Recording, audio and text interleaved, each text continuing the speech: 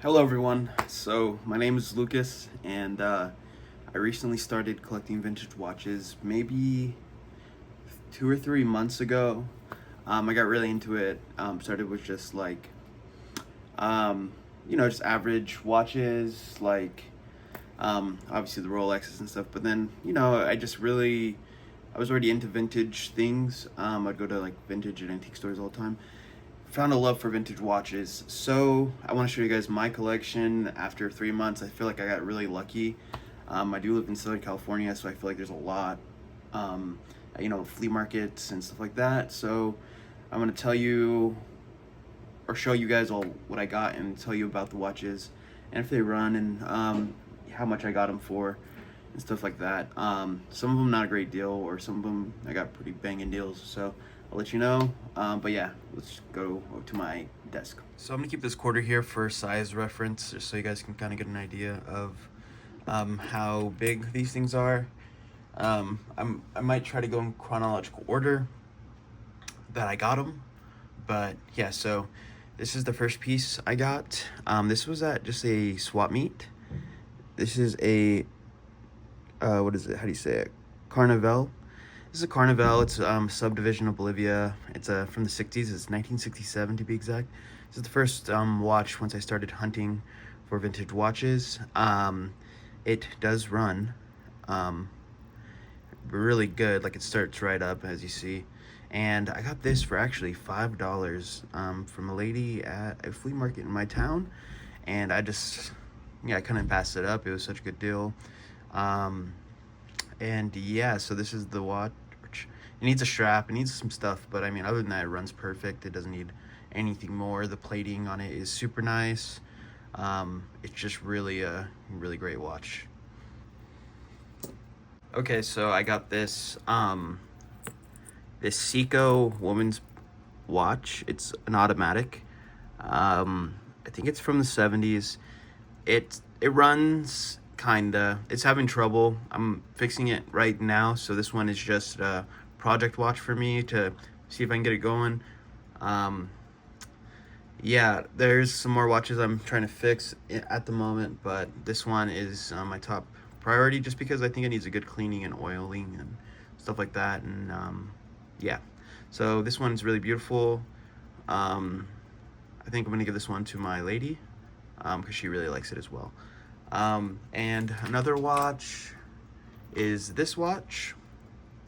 I got this in a pack of watches, and it's just a really cool watch. It came with the watches, so I'm not complaining about it at all. Um, it's I don't even know what the name, how to say that. I'm not really great at reading cursive, but you guys probably know more than me about it. But still got to put a battery in this and see if it runs. But yeah, it's a really beautiful watch. So yeah. So I would say the second watch I bought was at the same flea market that same day as the other one, but from a different guy. This is just a 1975 Timex mechanical watch. The band is actually in great condition, still very elastic, but it runs tried and true. I wore this for a while, and I still wear it occasionally, but it runs just so well. It takes a wind perfectly, nothing really wrong with it. And I bought this for $10, and I thought that was just a banging deal for this piece of history right here. So yeah. My next watch, I'd say, would be, oh man, I bought this woman's Timex watch. It needs a crystal. The band is a little jacked up, but it does run. And I think I got this for, I think it's a little more expensive than the other ones. Yeah, it does run. So this one I got for, I don't know, I think I paid $20 for it, which, I mean, it needs crystal. I mean, not the craziest of deal, especially for a Timex, but it is a vintage, really beautiful piece that I really was fond of, so I bought it. I'm not sure how much these are worth, but I felt $20 was fair. But yeah. So moving on, let's go to I got this Art Deco kind of watch for my my girl, but it just turned out it's quartz and it didn't run. So I'm looking into how to fix it, but I have no idea how to fix like electronic watches. But yeah, I might just try to put a different watch in there. But for now, it doesn't run. But it was still a cool find. The bracelet's really cool. It's from the '90s. Yeah. Okay, so I'd say the next piece I got. Okay, so I'm just gonna specify. I was on Facebook Marketplace and I there was this couple selling old watches. This was one of them. It was 5 of them for $60. So each of these next watches I'm going to show you were about $12 each. They didn't know really if any of them ran, and the big one that I'm going to show you later, at the end of the video, just because it's my favorite one, so I want to keep it for the end. It didn't run either. So they kind of just trying to give this to someone who will love the watches. This is a Giorando. I don't even know how to say that. Gioradero. There you go. Gioradero quartz. It's a sun and moon movement. It's really beautiful. It's a quartz movement, and I wasn't sure if this was gonna run because obviously the crystal is really broke in the front, and the case is just kind of has the normal wear that it would have. But this is a beautiful pocket watch. I'm gonna probably get a new crystal for it just so it looks even better. It runs perfectly, keeps accurate time, so that's nice. Really love this one. And then from the same people, what I get? Oh, I got this. I don't know much about wrong way. I don't know much about Pulsar. Other than I know they're a subdivision of, I think, Timex. I'm not sure. Correct me if I'm wrong, but I still don't know if this runs just because I'm waiting for a battery for this one. But it's a beautiful watch. It looks like never worn or barely worn. There's really no scratches on it. So yeah, I got this for $12 as well, technically. And yeah, that was a really good find. I mean, I like it. I don't know if I'll wear it. I might sell it or something, but it just came with the pack, so it was really cool. The next thing I got with that was, oh, okay, so I got this mechanical Caravelli pocket watch. I don't know what it is about this brand, but like most of them that I find, they just run right away, just like that other little small woman's watch. This is such a beautiful piece, and it runs beautifully. It is missing the U-shaped clasp, but I don't even know what you'd call that. But yeah, it's missing that. But other than that, this is in pristine, perfect condition for the age of it. This is roughly from the 70s, or no, maybe the 60s. I don't know when. I have to do more research on this one, but this is really a beautiful piece, and I love it. Yeah. So then we're gonna move on to some newer stuff that I got, because the one I want to save for the end was in with those, but I don't want to put that out there yet. So I got this. What is this? Waltham women's bracelet from, I think, the 60s. It does not run. I knew it didn't run when I bought it, but that's why I bought it for $5. I thought it was just a really beautiful condition, but I was talking to the guy, and he knew it didn't ran, and he just wanted to give it to someone that could use it. So I think it needs just a mainspring, because it just winds, and it winds, but like, I don't know. It just feels like a broken mainspring, if that makes any sense. So I think I just have to take this apart and see what mainspring it needs and order one. But yeah, this is a beautiful watch. Don't know what I'm gonna do with this. If I fix it, maybe sell it or just keep it around, because it is really nice, and I like the dial color and everything. So the next thing I bought was yesterday. Oh wait. Okay, yeah, and I also bought this one. I don't know from where. Oh, okay. So yesterday I went to a vintage flea market in Palm Springs. It's kind of a little bit far from where I live, but it was worth it. I got this for $5 as well, this broken Bolivia. It doesn't have a crown, so I don't know if it just needs a new crown and it'll run, but for $5 for a piece of history, it's really beautifully crafted, especially the case on it. Needs a new crystal. I think it's yellow to hopefully, I haven't opened it up yet, but hopefully the dial is in nice condition. But yeah, for $5 I was like, okay. Then I got this Timex, I don't know what year, but probably around the 70s, 75. I just really like the bracelet on it, honestly.